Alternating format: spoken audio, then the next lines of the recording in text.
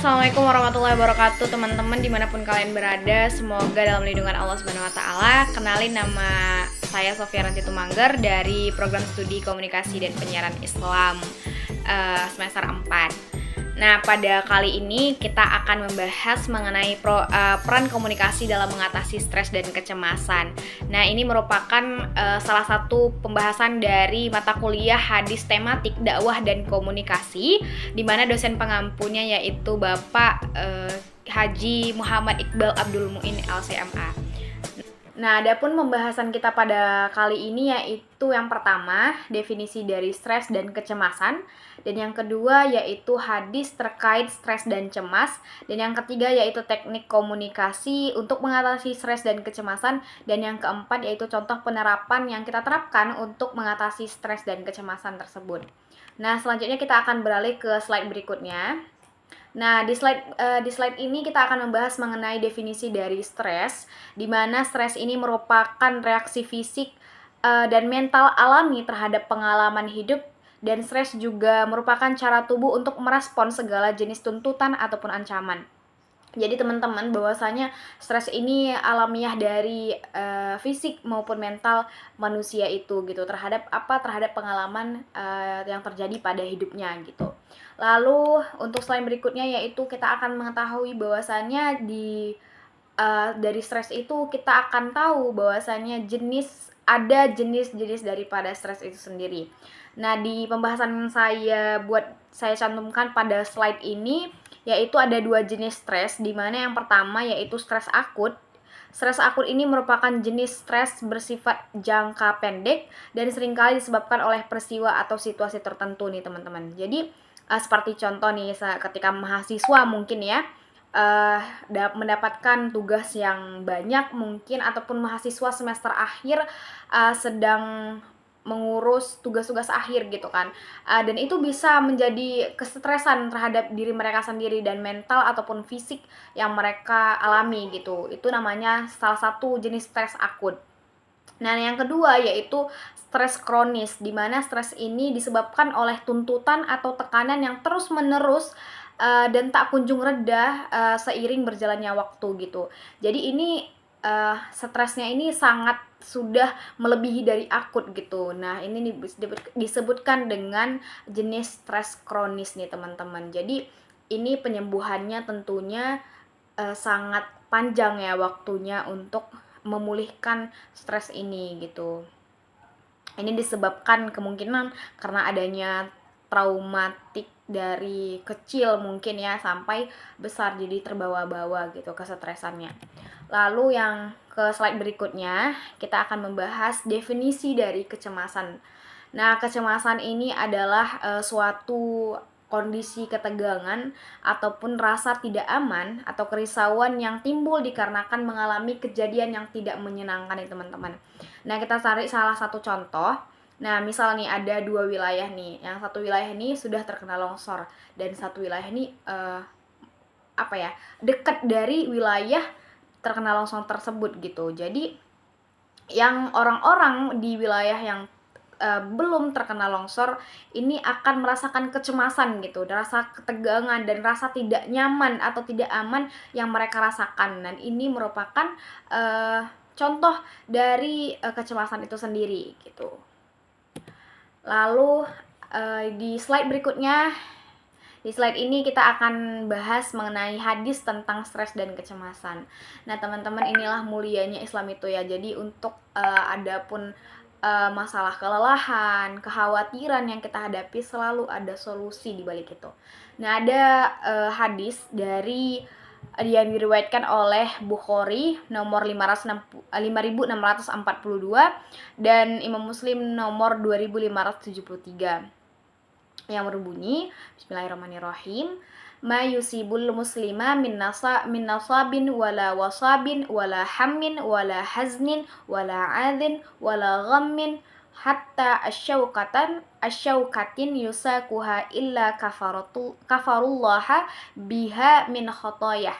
Yang artinya, tidaklah seorang muslim tertimpa suatu kelelahan, penyakit, atau kekhawatiran, atau bahkan kecemasan, atau kesedihan, atau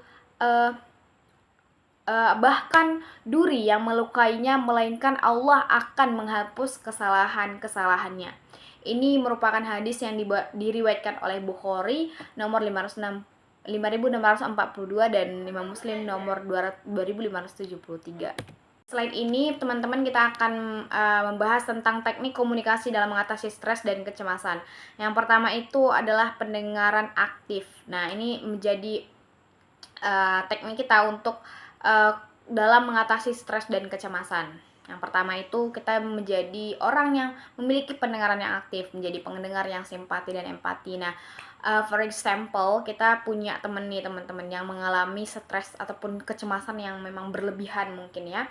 Dan kita sebagai orang yang beliau percayakan untuk mendengarkan ceritanya, kita harus memberikan rasa simpati dan empati kita agar ini juga mampu untuk mengurangi stres dan kecemasan pada dirinya gitu. Lalu yang kedua yaitu menjaga komunikasi positif. Nah, ini teman-teman yang kita notabene-nya manusia yang alaminya memang pernah mengalami stres dan cemas, tentunya harus membangun komunikasi yang positif dengan orang-orang di sekitar kita gitu. Karena kalau kita berinteraksi dengan orang lain gitu kan, tentunya tidak lepas dari namanya komunikasi. Jadi untuk membangun rasa aman dan mengurangi rasa stres dan kecemasan, tentunya kita harus membangun komunikasi yang efektif lah dengan orang-orang di sekitar kita. Lalu yang ketiga yaitu berbicara pada diri sendiri dengan bijak.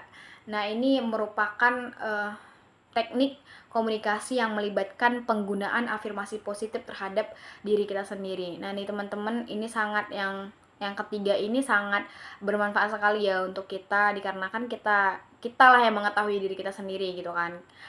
Dimana nanti kalau semisal kita mengalami stres atau kecemasan terhadap diri kita sendiri, maka kita lah yang mampu untuk mengobatinya. Dan ini merupakan teknik komunikasi terhadap diri kita sendiri dan bisa memberikan afirmasi positif terhadap diri kita gitu.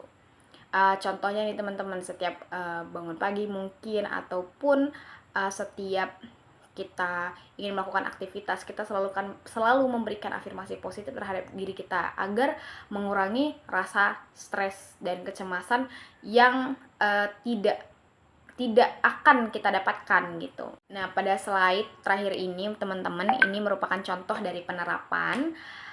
Contoh pertama yang saya muat itu adalah bagaimana kita untuk mengurangi rasa stres kita terhadap rasa stres dan kecemasan kita, yaitu yang pertama selalu mendekatkan diri kepada Allah dan jangan pernah merasa sendiri. Nah, teman-teman, ini merupakan salah satu contoh yang bisa kita terapkan pada kehidupan sehari-hari untuk mengurangi rasa stres dan kecemasan di dalam diri kita sendiri ya. Ini bisa selalu mendekatkan diri kepada Allah. Jika tidak bisa sholat mungkin bagi teman-teman perempuan gitu kan, atau yang berhalangan, bisa diganti dengan berzikir, bersedekah. Mungkin ini juga memberikan afirmasi positif juga kepada diri kita dan bisa mengurangi stres juga.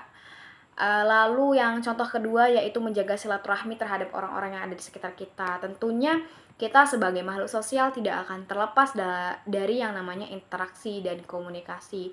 Maka senantiasalah kita untuk menjaga silaturahmi terhadap orang-orang yang di sekitar kita, dan ini akan membantu kita untuk menyelesaikan suatu permasalahan mungkin ya. Apalagi kalau semisal kita melakukan komunikasi yang positif terhadap orang-orang di sekitar kita. Nah, nih teman-teman, kesimpulan dari pembahasan kita yaitu stres dan cemas ialah kondisi alamiah yang dirasakan oleh setiap manusia.